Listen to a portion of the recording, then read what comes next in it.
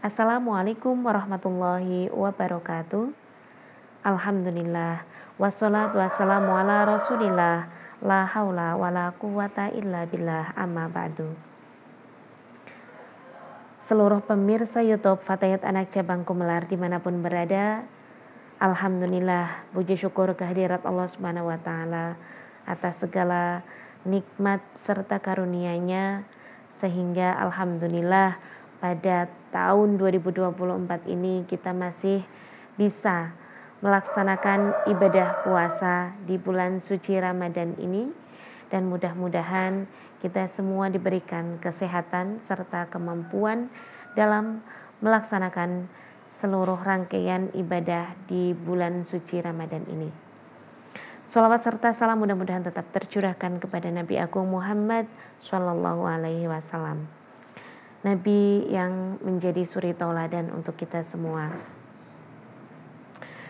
Sahabat Fatayat rahimakumullah, untuk ngaji SRJ pada kesempatan kali ini saya akan membawakan tema, yaitu perkara yang membatalkan puasa. Sebagai umat muslim, tentunya di bulan Ramadan ini kita mempunyai kewajiban berupa melaksanakan ibadah puasa. Namun, dalam melaksanakan ibadah puasa ini kita juga harus mengetahui perkara-perkara apa saja yang dapat membatalkan puasa kita. Dalam kitab Fathul Qorib disebutkan perkara-perkara yang dapat membatalkan puasa ada 8. Antara lain yaitu yang pertama, sampainya sesuatu ke dalam lubang tubuh dengan secara sengaja. Lubang tubuh di sini dimaksudkan seperti lubang mulut, lubang hidung, serta lubang telinga. Contohnya seperti masuknya benda ataupun makanan ataupun minuman ke dalam lubang-lubang tersebut. Secara sengaja kita lakukan. Namun apabila masuknya benda ataupun makanan ataupun minuman ke dalam lubang tersebut secara tidak sengaja dengan jumlah yang juga tidak banyak, maka itu juga tidak membatalkan puasa. Jika dilakukannya dengan tidak sengaja, namun masuknya dalam jumlah yang banyak, ya, tentunya itu juga dapat membatalkan puasa. Yang kedua yaitu mengobati dengan cara memasukkan obat ataupun benda ke dalam salah satu lubang kupul maupun dubur. Contohnya seperti mengobati orang yang sakit ambeien, itu kan tentunya harus memasukkan obat ke dalam lubang dubur, ataupun penyakit-penyakit yang lainnya yang mengharuskan untuk memasukkan benda ataupun obat ke salah satu lubang tersebut. Yang ketiga yaitu muntah. Muntah dapat membatalkan puasa apabila dilakukan secara sengaja. Kita sengaja melakukan perkara yang dapat terjadinya muntah. Namun apabila muntah tersebut dilakukan ataupun terjadi dengan tidak sengaja, maka tidak membatalkan puasa. Yang keempat yaitu melakukan hubungan seksual ataupun jima, juga apabila dilakukan dengan sengaja. Lalu contohnya yang tidak disengaja bagaimana? Contohnya misalnya dilakukan ketika diancam ataupun di bawah ancaman melakukan hubungan tersebut, maka itu tidak membatalkan puasa.